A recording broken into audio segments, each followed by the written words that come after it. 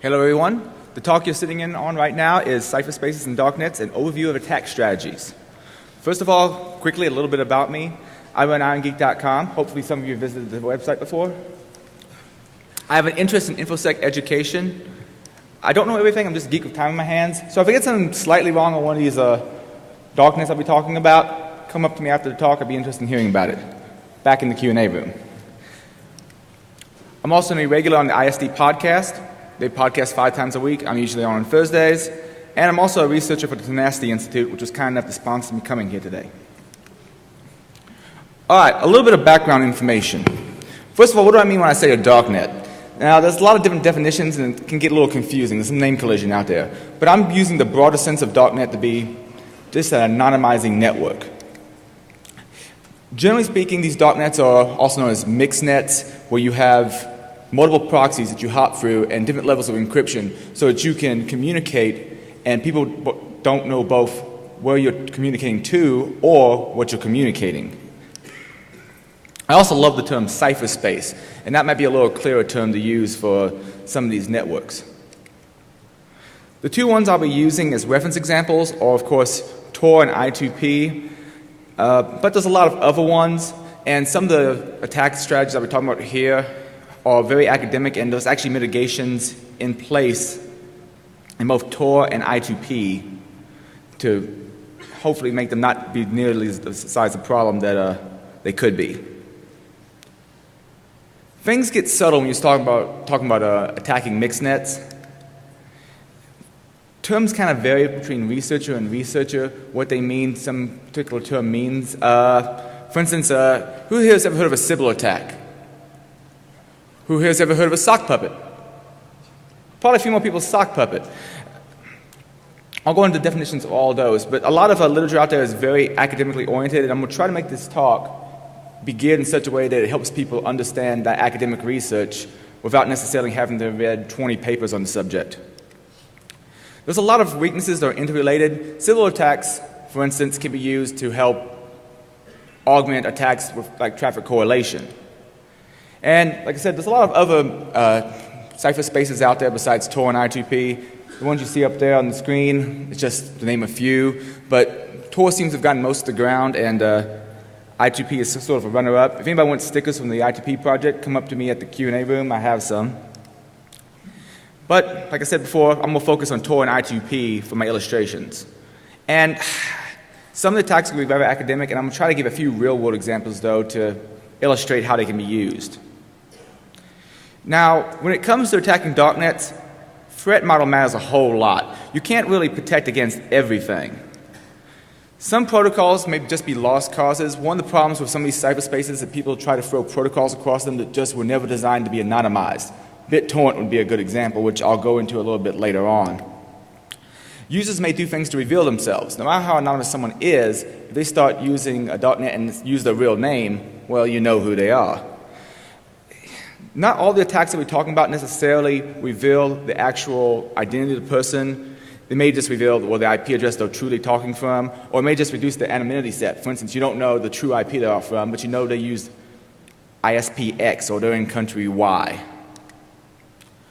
Also, when it comes to attackers, there's different types. You have your active versus passive ones. Your active ones are actively doing stuff to manipulate the network, and passive ones are just sitting there listening.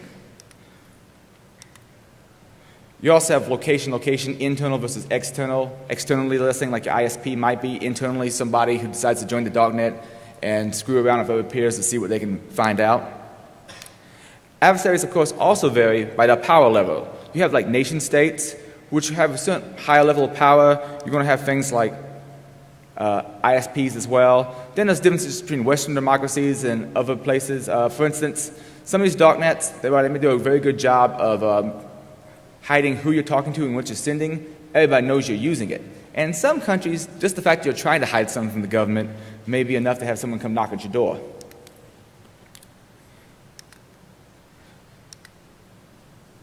Also, some private interest groups may also be interested in figuring out who's actually behind a certain pseudonym or who's actually exchanging information in these darknets. And finally, there's schmucks like me who just like to play around. All right, the two darknets I'm going to use for most of my illustrations are both Tor and I2P. I'm only going to quickly cover those. How many people here have heard of Tor before? Pretty much everybody. How many people have heard of I2P? Oh, that's more than I... Cool. Awesome.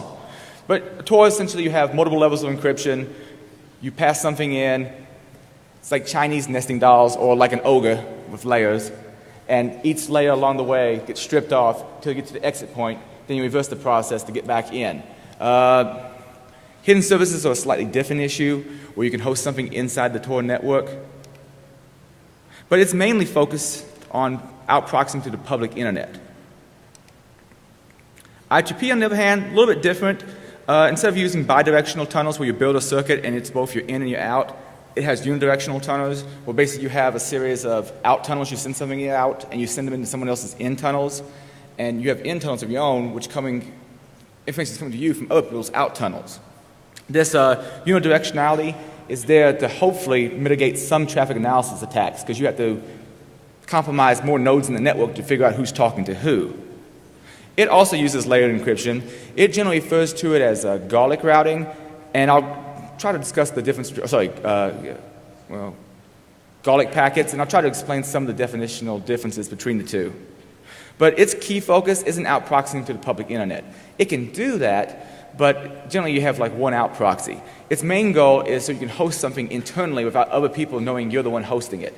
And this could be anything from, well, an EAP site, which is a website, to a box you can SSH into, IRC, all those sorts of things. And in my opinion, this is rather subjective, it seems to do the hidden services types of functionality faster than Tor does.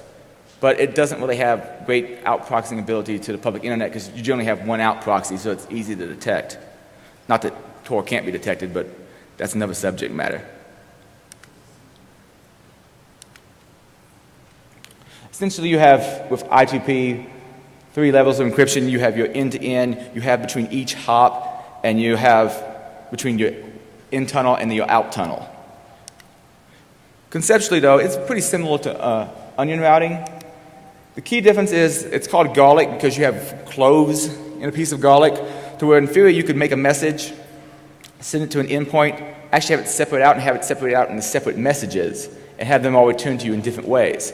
Now, the way I2P currently implements this, it doesn't really take that full functionality. It's actually a little closer to onion routing than that picture illustrates. But that's a concept of what you could potentially do with garlic routing. And if you accentuate that some more, imagine if you can send a message out and have close of it separate here, separate there, come back in different directions. And they're asking us masking traffic for each other as you're sending these packets out on the network. It's not exactly that implemented that way in I2P as of yet, but the packet format has that potential. All right, the first vulnerabilities we're going to be talking about are untrusted exit nodes. You're only as anonymous as the data you send. Quick overview, this is mostly Tor-centric. You got to wonder, is the person who's running the exit point you're going through, are they looking at your data? The traffic may be encrypted while it's inside the network, but once it hits that exit point, it's unencrypted, or it's encrypted as whatever protocol is riding inside of Tor.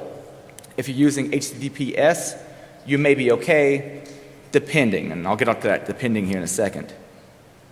A few instances, Dan Egerstad, the whole thing, embassy hack, as it was called back in 2007. Essentially, a bunch of people were, workers at embassies were using Tor to tunnel out of the host country so they could do things anonymously. Unfortunately, the things they were doing didn't lend themselves to being particularly anonymous. Yeah, the host country may not have been able to directly spy on the communications, but when you're using POP3, SMTP, HTTP basic authentication, and other plaintext protocols, the person who's sitting there on that exit point can sniff it. What Dan did was he set up his own exit point and started sniffing the traffic to see what was going on out there. Not exactly the best way to keep yourself private if you're using Tor for those sorts of functionalities. So keep in mind, if you're using Tor, be careful what you send out there. You're only as anonymous as the data you request and send. Also, Moxie Mullenspike had a similar thing, and this is where my little note about SSL comes in. He set up his own exit point, and he put SSL strip on it. So even if someone was trying to use HTTPS and have it extra encrypted inside the Tor tunnel, he'd use SSL strip, knock that connection down to HTTP, and be able to look at it. And if the person who was surfing using Tor wasn't paying attention and didn't notice that the lock wasn't there or the URL didn't say HTTPS, then they might very well have been owned. Quick illustration of what this looks like, and also gives you a better idea of what I mean by onion routing. Essentially, you have 3 layers of encryption on a message. One layer gets stripped off on each hop, hits the exit point, goes out unencrypted, and at that point, the person can look at it and possibly modify it to do some other attacks I'll be talking about later on. You can tell, some people when they draw node diagrams of Cipherspaces and mixed nets, they give you like circles and lines. So this is my interpretation of what a darknet should look like.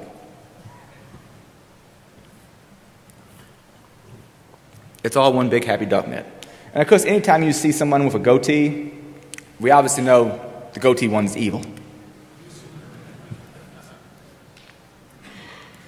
Okay, keep in mind, mitigation-wise, Tor is for anonymity, not necessarily security, but only as secure as the protocols you're trying to make right on top of it. Use end-to-end encryption.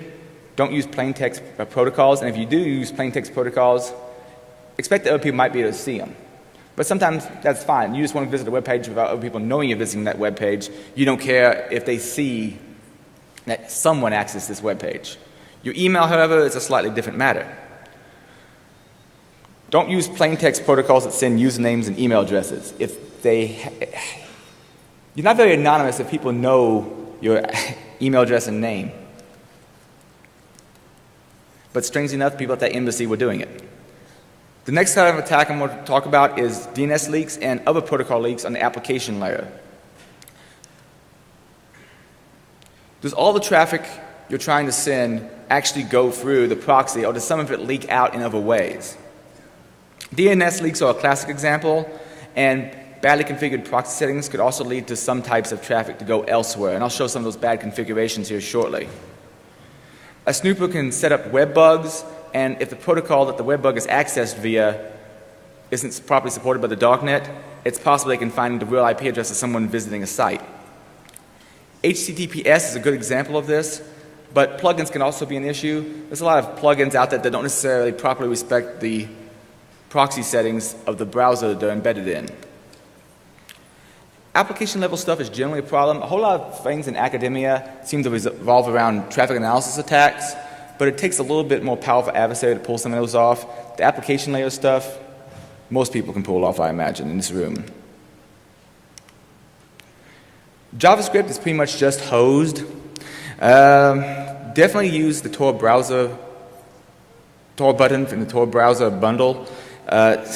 Tries to sanitize some of the JavaScript issues. Probably won't turn scripting off, but for more information on how JavaScript can totally pwn somebody, go check out Gregory Fleischer's talk from DEFCON 17. But to give you a graphical illustration, here's what a DNS leak looks like. Let's say you go out and you visit Irongeek.com, but you don't want anybody to know you're visiting Irongeek.com. Well, sometimes when people configure Tor or I2P for that matter, if the request for that host name is not sent into the darknet itself, it may be sent out to the public internet. Now, in this particular illustration, my ISP wouldn't necessarily know what information I'm sending out onto the darknet, but since they see I'm making a DNS request for Irongeek.com, well, they know I'm going to be web surfing there, even if they don't know what data I'm getting from Irongeek.com. The same thing goes for .onion and .I2P addresses. These are hidden services and EAP sites, respectively. While your communications to them might be secured and no one can see what you're sending, if your DNS entries or if your DNS settings are misconfigured or your browser is not properly supporting them, someone who controls the DNS server can just sniff that connection to the DNS server, can figure out, oh, well, I'm not sure what he's doing with this I2P site, but I know he's contacting it. And depending on what the site is, that could be bad enough. Mitigations for this? Well, first thing you should probably do is connect to Tor I2P, fire up Wireshark or TCP dump, and use that little TCP dump filter, port 53, and see if anything's actually going out there on port 53. See if anybody's doing any kind of DNS communications while you're surfing around using Tor or I2P. If you have Firefox set up, you may want to make sure that this particular configuration is set. you go in the about config and just set it to use remote DNS through the proxy to hopefully mitigate those kind of leaks. Now some applications, no matter what, they don't have a setting where you can say, send everything through my SOCKS proxy to do all name resolutions. So Tor button can also help with this. Tor button actually makes some of these settings for you. Other applications vary where you have to make these settings. You may have to firewall off of machines. Port 53 entirely might be an option. Another option out there is inside of Tor, you can edit the RC file, and there's a setting called DNS port 53. You just set DNS port 53, and your local machine will now have a DNS server on it, and you can set your machine to use that as its DNS server in your IP settings, so that hopefully that would totally mitigate the problem of people being able to see your DNS traffic and figuring out where you're surfing. Another thing is grabbing content outside the darknet. I stumbled across this while I was playing around with I2P and didn't exactly have all my settings done correctly. Essentially what happens is, let's say someone requests a hidden server or an EAP site, and that service happens to have some extra stuff embedded in it. This could be a plugin. It could be just an image. In this case, I had configured an HTTP proxy using I2P, but I did not configure an HTTPS proxy. So if someone happened to have an image embedded in the page that said HTTPS, some URL to some image, it would not be going through my darknet. Instead, it'd be going directly, and let's say they're serving up serial numbered images, they can quickly correlate who visited this page with this particular person who contacted me inside of the darknet.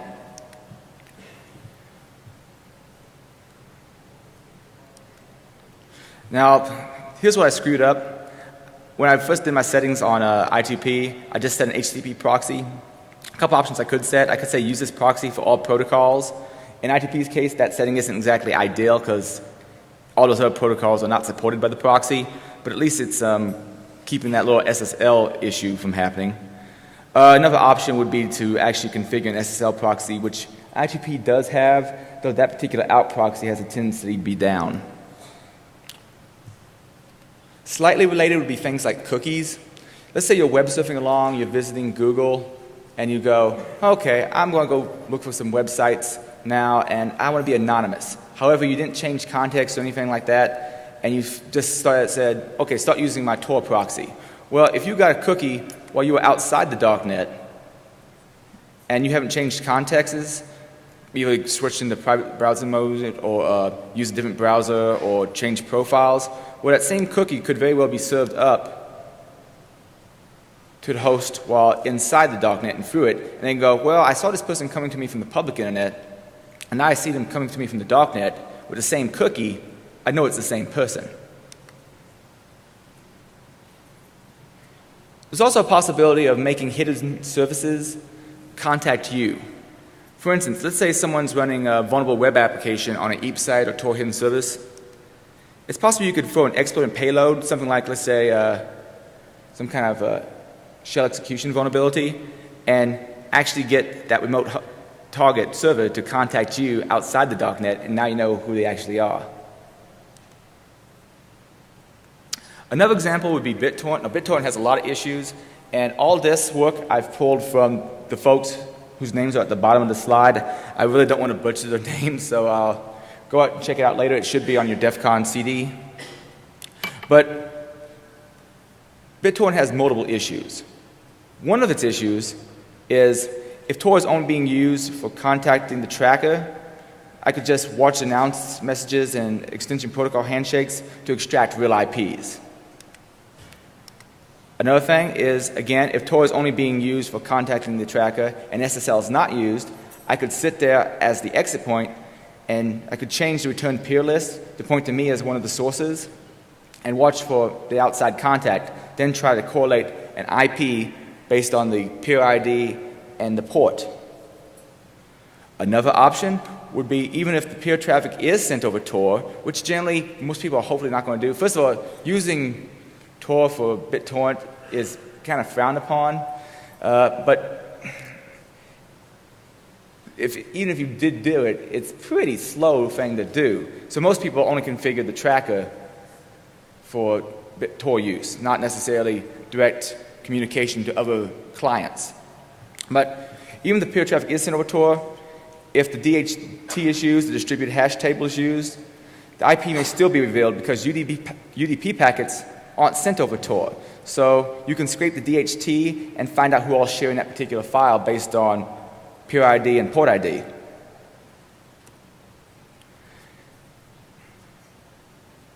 You may also then be able to, because you've de-anonymized someone via BitTorrent and figured out who they are, if you see messages coming through that same circuit, through that same tunnel, and some other protocol like HTTP, well, you go, well, it's coming from the same circuit. I've de-anonymized the BitTorrent use, so I know it's the same person who's visiting this particular website. So it can also leak out and cause issues for other protocols you're using at the same time. Another example of an application flaw I'd like to mention is IRC. And for a while there, I was trying to keep a different identity inside the I2P network, and I kind of botched it. But I was using Pigeon as my IRC client, and by default, if you don't configure its ident information, whenever someone does a whois on your NIC in IRC, they can find out what username you log into a machine as. Now, in my case, if you Google up I2P and Adrian, it comes pretty quick to figure out who I am, even though I was using a different handle while I was inside of IRC. Luckily, you can fix this, and this is going to vary from client to client. You can go in and set a username and real name, so you can put information that's not necessarily connected to you. Then when someone does a whois, it doesn't necessarily come up with the name that you logged into the box with. Probably a good call. Some general mitigations. Client-wise, make sure your browser is set to send all the traffic through the Darknet. You may want to start using Darknet, fire up a sniffer, test a few protocols, go, is anything leaking out to the public internet that I wouldn't want people to see?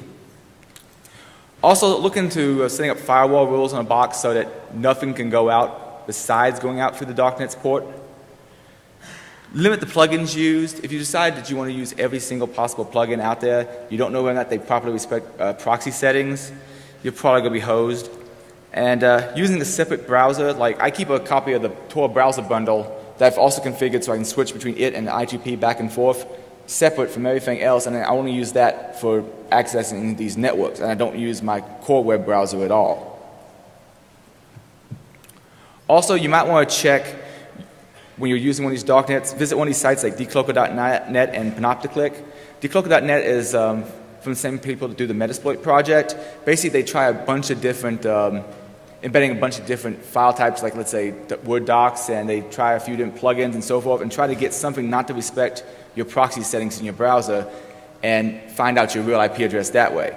Panopticlick is somewhat similar. It's more about trying to figure out how anonymous you are via your user agent string and a few other factors like JavaScript, what JavaScript returns, and it tries to figure out of this many hundreds of thousands of people how unique is your particular web browser.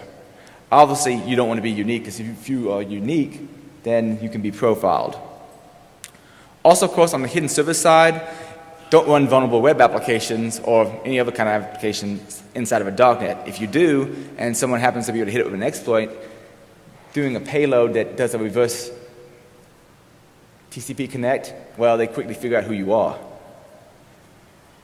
Also, don't run on a box that routes to the public internet. If you're going to have a box that you want to host stuff as a hidden service or a Tor EAP site, there's no real reason it has to contact the internet other than just the Darknet client, and it could actually be running on a different machine and on your network.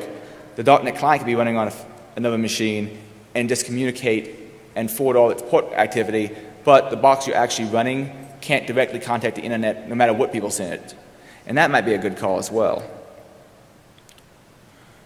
Another class of attack I like to talk about is attacks on central resources and infrastructure attacks, as well as just general DOS attacks.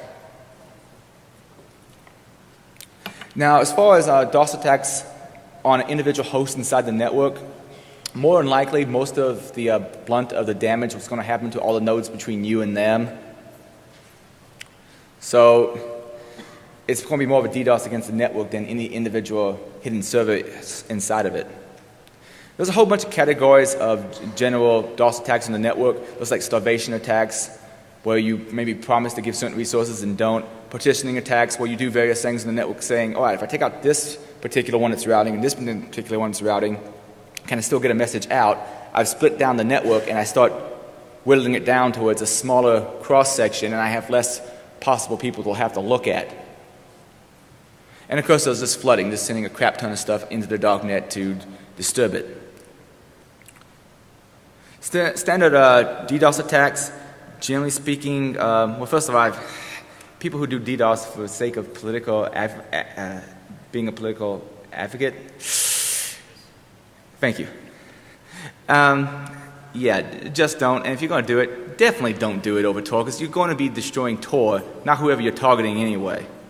But I find the maturity, if you're into free speech, then pretty much at all times, DDoS is wrong. You can debate with me about that in the Q&A session later on. I'm sure someone would want to. Shared known infrastructure is also a problem. This is not necessarily a direct attack inside the darknet, but if certain core servers out there, like let's say the Tor directory servers, are taken out, well, it becomes really hard for people to be able to use Tor if they can't figure out anybody to route through. Similar things with I2P. If the I2P website went down, a lot of people wouldn't know where to download the client. Also, they have, they try to use a distributed system where you don't necessarily have to talk to a directory server to figure out other people you can bounce through. They use a distributed hash table called netdb. However, there are certain reseeds that are used so that if you're a new client, it goes talks to the reseeds to get the initial contacts inside that distributed hash table. If you don't have that initial reseed, if you can't contact that, well, you're pretty much not going to be able to get on the network. Also, of course, total or severe blocking of the internet will keep a darknet from functioning at all, obviously. Now, a few instances have happened in the past. Back in 2009, when China blocked some of the Tor directory servers, this caused huge issues for people being able to use Tor. Luckily, there's mitigations out there for that. There's also other general blocking of the internet that's happened, like Egypt and Libya and Iran in more recent days. So let's say someone DOSes the directory server. If they do that, then you can't find nodes to route through. If you can't find nodes to route through, you can't get on Tor. General mitigation? Well, for Tor, there's something called bridge nodes. Instead of having all the routers in Tor be announced via the directory servers, you can actually find out these bridge nodes in other ways. It could be something like email someone at the Tor project and they send you back a small list of bridge nodes. Or you could maybe meet someone at a conference and say, yeah, I run a bridge node in that particular country. Here, connect to this and I'll get you on the rest of the network. The core idea is not to have all your eggs in one basket where someone can easily block all access to Tor. Distributed infrastructure may help. For instance, I2P, instead of having core directory servers, tries to do everything in a distributed hash table where everybody's kind of responsible for sharing this information. And once you get in the network and you've had some time to get well integrated into it, this kind of information just comes to you and it's sort of like a distributed database. So that might help somewhat, but even I2P does have some central infrastructure. Protocol obfuscation may help in some cases so that people don't know that you're using Tor or I2P, and I know both of those projects are working on better forms of obfuscation, because in some cases, like I said before, depending on what country you're working out of, just the fact that you're hiding something may be enough for someone to come knocking on your door. Also, total and severe blocking of the internet, that's a little bit harder problem to get around, and this is one I'd really like to do more research on, so if anybody has any information on this, come up to me during the Q&A session. I'd like to hear it. Mesh networks. The core idea is, think of kind of like a layer 1 darknet, where you basically build your own infrastructure. So let's say you had some cheap hardware with some kind of wireless connectivity. You could spread these nodes out across the geographical location and basically have messages bounce around in them. So this host may forward a message for this host to here, to here, to here, to here, and eventually get it out on the public internet in some way. Now, depending on the location, though, and the type of message you're trying to get out, you may not necessarily be able to be fully integrated at all times and get a message out. So there's also things like store and forward, where essentially someone creates a message, And let's say you made a client for phone systems where, okay, this person's trying to get a message out. They do the message and they carry it around in their pocket. Whenever their phone comes in reach of another phone that can send the message out, it passes it along, store and forward until eventually it can get to a place where that message gets out. Now, obviously, we're not talking about low latency protocols like HTTP for this, but for an email, just trying to get an email out of a country, the store and forward method might very well work. So I'd be interested in seeing more work on mesh networks and easily deploying them to get around problems where people do complete blocking of the internet. All right, for more info on mesh networks, I got a few resources for you. I don't know of any clear front runner saying this is the technology we'd be able to use to quickly and cheaply deploy a bunch of nodes in a mesh network. Wikipedia has a few entries, of course. Also, there's the Village Infrastructure in a Kit Alpha project you might want to check out. And maybe some of you have heard about the whole Internet in a Suitcase project. The New York Times had an article on that a while back where the U.S. government is funding money so they can send these basically internet in a box to various countries to help dissidents out. The next category of attack I want to talk about are clock-based attacks. Some protocols out there, like HTTP, for example, allow you to check the remote system's clock. So clock differences can be an issue. If someone's clock is set way different than yours and way different than everybody else you contact in a network, well, that's a point of profiling. Major differences are easy to spot. Minor differences are a little bit more difficult, but there has been some work on doing statistical analysis where even if it's a very minor difference, with enough time, you can do your thing. Now, a few instances. One major paper that's been in research circles on this would be Steve Murdoch's Hot or Not. And this is a neat concept. Essentially, different hardware has different reactions to when it gets hot. Its internal clock skews a little bit. And not all hardware is the same, and not everybody's going to the same temperatures. So there's a certain unique pattern to how much this internal clock skews. So what he did is he set up his own private Tor network and did some experimentation and was able to at least partially de-anonymize people or de-anonymize nodes based on how different the clock was. And he was using HTTP requests and pulling off the time header. Now, unfortunately, though, he was having to do this inside of, it's been a while since I read the full paper, but he had to do this on his own private Tor network because the general Tor network, how many people have complained about Tor network being slow? So there's enough network jitter as far as timing out there already that it makes some types of attack hard to do because you don't know whether or not, is this guy 2 seconds off of my clock or did it just take 2 seconds for the message to get to me? Or in some cases, is this guy really 5 minutes off and did it take 5 minutes to get back to me? There's also been some research on I2P clock differences, and I'm going to show you a table here in a second for a project I did for Tenacity a few months back. But a quick illustration, just because I love putting up these smiley computers. You ask what time it is, you get a report back, and you can start profiling, well, how different is this person from me, and how different is he from everybody else in the network? Now, here's a table I generated, and hopefully it's somewhat readable, where I essentially went out there and looked at each node I could find inside of I2P that was running an EAP site, and requested from its EAP site, hey, give me this web page, and I took note of the time, and at that particular time, I2P didn't strip out the server headers so you knew what type of server it was if it returned that information. So I'd find out, is this EAP site hosted via Apache or IIS or something else? They've since stripped this out, which was a great thing to do. They're very responsive. But let's ignore that for a second. I was pulling down times, and if the time is only a few seconds different from me, that could very well be network jitter. It takes a while for that tunnel to build and for a message to get out my out tunnel, into someone else's in tunnel, out their out tunnel, and back into my in tunnels. That all takes time with multiple hops. So a few seconds, that probably isn't significant. However, when someone's almost a minute different than me, and I found an IP address on the public internet that I knew was using I2P that was about the same difference, I have a good idea, especially when I find out that the web server software is the same, that those are probably the exact same box.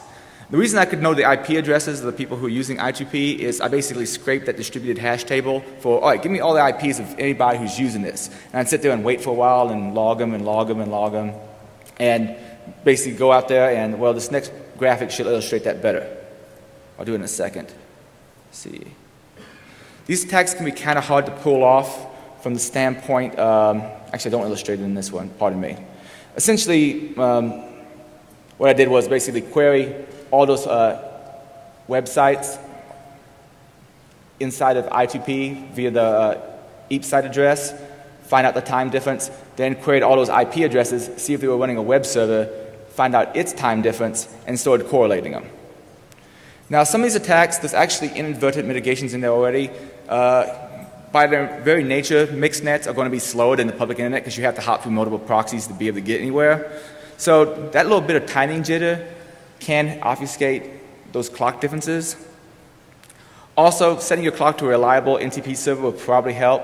Some protocols actually have stuff in place already to try to synchronize timers. For instance, I2P does a lot of work to try to make sure that its internal clock is set appropriately, but I2P's internal clock isn't necessarily used to set the web server software that you're hosting from, so it only goes so far.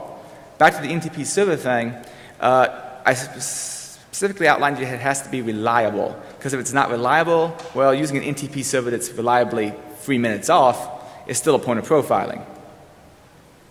Another class of attack that I think is fascinating is attacks in metadata, using metadata to profile people. Now, data, first of all, who all knows what metadata is? All right, I'm preaching to the crowd then. Metadata is essentially data about data. All sorts of examples out there. If you look at a PDF, it might be embedded at who the author it was. Same thing for a Word doc. Then there's things like EXIF data that's inside of JPEGs that might give you information like GPS coordinates. Lovely stuff. Way too many to possibly name.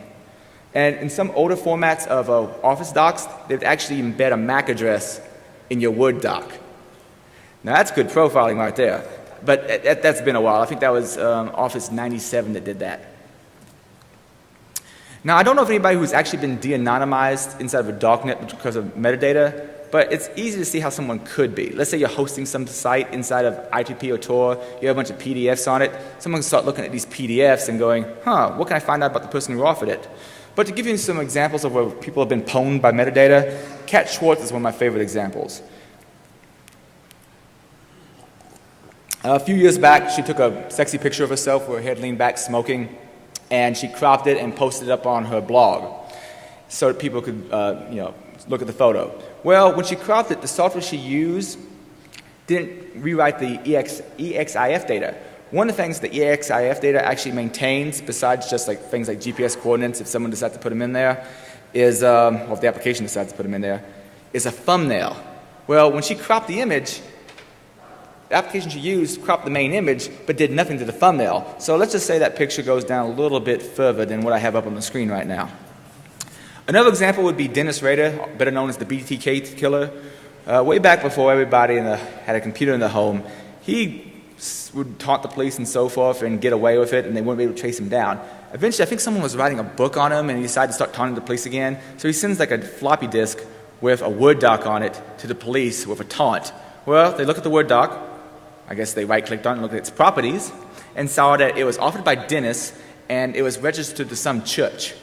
So they go visit that church, find the guy named Dennis, and they caught him.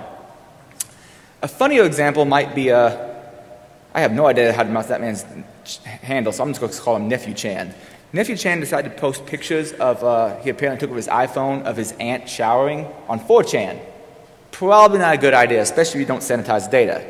Well, Anonymous being anonymous decides to look at these JPEGs and goes, hey, you know what? The GPS information is still in that EXIF data because at the time, the iPhones were thrown in at default. And it was saying things like, well, we're going to tell your aunt what a perv you are unless you give us the rest of the pictures. Unfortunately, my main sources for this are gone because Encyclopedia Dramatica that once was either deleted the article or, well, as it was, it's now gone. But at some point in time, even before it was gone, they deleted the article. Luckily, there's archive.org, which has a version of the page from many years ago if you want to read more about that story. Well, mitigations. There's not a lot I can say here other than clean it out, but that varies from application to application. Make sure that your applications don't have metadata. Go on your phone. Make sure you don't have it set to store GPS coordinates and so forth. But, of course, apps vary from app to app on how well you can do this and how you do it. Local attacks. Okay, at this point it's pretty much a lost cause. but we'll talk a little bit about them. If someone has access to your local box, well, there's only so anonymous you can actually be. Of course, at this point it comes down to classic data forensics, data on your hard drive, someone looking for cached URLs, memory forensics if necessary. So to mitigate this, those are just your general anti-forensics techniques. And I have a 3-hour class out there on anti-forensics. This would be things like using a boot CD, using a boot USB, so hopefully when you shut the machine down and no one gets to the memory fast enough, or if you shut the machine down and hold it away from the person attacking you like that for a little while, you can hopefully get away with it. Though Andrew Case has been doing some work on if you find a box that is currently booted from a live CD or USB, looking at memory and being able to carve stuff and information out of that. And he has his PDF out there on the Black Hat website if you want to view it. Hopefully he'll be able to post his video sometime on his blog. Also, of course, full hard drive encryption is probably a good option. Now, on to Sybil attacks. And I asked earlier how many people had heard of Sybil attacks, and not a whole lot have in this crowd. That's because mostly you see people refer to Sybil attacks, it's usually in academia. You don't see them refer to it as much in the hacker scene. But think of sock puppets, one entity acting as many. And there's multiple reasons why someone might want to do this. This allows them to control some things, especially in systems that have a more distributed way of handling routing. They might be to say, let's say your mixnet is based on a random walk where you randomly decide which way to go. Well, it's possible that if someone controls more of those nodes and there's some kind of peer profiling in place saying, who do you trust? Well, if I can vote, hey, I own 1,000 nodes and all of them vote this guy is trustworthy, that's probably a bad thing. It makes a lot of other attacks easier. The more nodes that you own in the network, the easier it is to pull off traffic analysis attacks because you can see the data passing through you at more locations. So to give you an illustration of that, all these different nodes may look like they belong to different people, but if they're all controlled by the same person, he can start manipulating the network in various ways. For instance, well, in the case of I2P, the core people who are taking care of distributed hash table are, if I recall right, the flood fill routers. Well, there's only so many of these, and it's partly based on what kind of resources they have. So let's say you start controlling a large percentage of the flood fill routers, put up a lot of boxes of a lot of bandwidth, donate a lot to the network, and then all of a sudden decide to start manipulating them. Well, that would be an example of a Sybil attack. A whole bunch of nodes all controlled by one person. Now, there's no absolute fixes out there for Sybil attacks. You can make it cost more to have nodes in the network so that someone can't spin up 5,000 nodes in the network to try to manipulate it, using some kind of proof-of-work algorithm like hash cache. How many people are familiar with Bitcoin? Bitcoin, then, is a similar concept. You have cryptographical problems that are easy to check whether or not someone got them right, but hard to actually calculate CPU-wise, or take longer to calculate CPU-wise. Another mitigation that's out there, both Tor and I2P restrict peering between two nodes that are on the same /16 IP network. This is to keep you from hitting someplace and going, okay, you have a tunnel through this network, but all the ISPs in your tunnel, all the IPs in your tunnel all belong to the same ISP, and they can look at all of it. That would not be so good for anonymity. Also, central infrastructure may be somewhat more resilient to Sybil attacks, though, as I discussed earlier, it has its own issues. And hopefully, better peering and profiling strategies might help to be able to spot bad actors in a network. There's also been some ideas put forth like Sybil limit, Sybil guard, and Sybil identifier, which try to rely on real-life social networks to decide whether or not, as I understand it, whether or not you should peer with somebody. But after the whole Robin Sage event, yeah, people will peer with anyone. People will allow other people to say to their friends, even if they're not. The next class of attacks I'm going to talk about are traffic analysis attacks. And as I said before, academia really likes to focus on traffic analysis attacks, though I really think the application layer stuff is where most people are going to have issues as far as the identity being revealed. But there's all sorts of classes of this. And there's a lot of subtle variations on how people are profiling this traffic. It could be things like timing of data exchanges, the total amount of data someone sends in their network, tagging of the traffic by colluding peers so that, hey, I'm the first hop, I mess with the data, I pass it along, later on I see it again, I'm going, oh, so I know you, the person that contacted me on this node back here, so I can make a connection there. Also, it generally takes a more powerful adversary to pull off, and it's really hard to defeat in low latency networks. By low latency, I mean things like HTTP where you expect a quick response. Email systems, well, those can be made somewhat more resilient. But to give you an example, this is an example of a one-way mesh network. Your ISP's view of it might be something more like this. Once it gets out of your connection, they may not know who else is talking to it, but they can watch all the traffic going to and from you and may still be able to do some kind of correlation from that. But let's go back to the earlier example. Let's say all the data is encrypted, like as in Tor, and someone controls both your first hop and your last hop. Well, you send in 5 megs of data. They send back 8 megs of data. And this may also have timings to it, like how many seconds between each exchange of data. Well, they control both the first hop and the last hop. Well, even if the information is encrypted, they can go, this person sent 10 megs of data, and I just received 10 megs of data on the exit point, and at the exit point I can actually unencrypt and look at it. I can kind of draw a connection there. Or if they see a protocol that sends 2K of data, waits 3 seconds, sends 4K of data, and they see that same pattern later on, even though it's encrypted and encrypted with a different key later on, just that pattern, that profile, they can use to de-anonymize. Another example might be timing correlations. Like I was saying, there was that whole delay between exchanges, between different nodes in the darknet. They could also do things like DDoS nodes they know that are in the path and try to cause a certain pattern in that timing by overloading a server and making it delay other packets so they can impose the timing themselves. If they happen to be in the path, they can try to pulse the data flow and tag it via timing, though both Tor and I2P, I believe, sign the data they're sending, so they can't directly tag it, but they might be able to tag it via timing. I'm not sure. I need to look deeper into the protocols for that. Also just change the load in the path like I was mentioning before. Mitigation, of course, more routers help. The more routers you have, the more people you have to bounce through. More cover traffic will help because the more other people out there talking, the more confusing it would be to an adversary trying to figure out who's talking to who. Entry guards may help, and entry guards is a concept that Tor uses where essentially you have a certain set of points that are always going to be your first hop, and then you might somewhat randomly choose from there on out. Now, the first obvious thing to do would be to randomly choose your path every single time. The problem with this is eventually you may randomly choose someone who controls both, or you may randomly choose a first hop and a last hop that are controlled by the same person.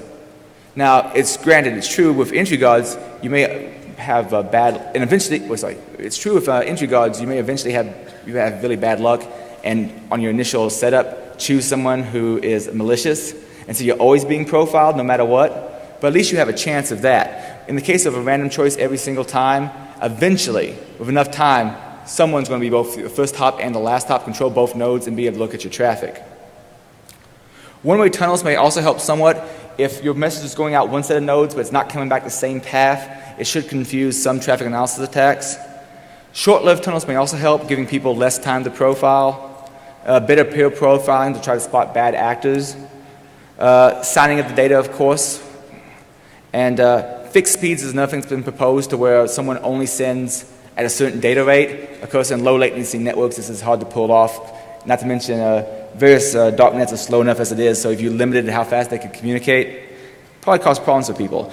There's also the idea of padding and chaffing, to where basically you pad a message so people can't see how big it is, and later on you drop off some of that extra added useless data so that the same message is 5K here, 20K here, 4K here, and it still gets out, but it's harder to know whether or not it was the same message originally. The problem with this, of course, is it takes up extra bandwidth. Also, non-trivial delays, making a message wait a while before it's sent out, can also confuse an attacker. For low latency protocols like HTTP, this really isn't so much of an option. But for things like mail, does it really matter if it gets there a minute from now or 5 minutes from now? Probably not. Then there's also intersection and correlation attacks. This could be as simple as knowing who's up in the hidden service at the same time as the public IP address is available. These techniques can be used to reduce an anonymity set. Maybe not necessarily outright reveal someone, but at least help you profiling them.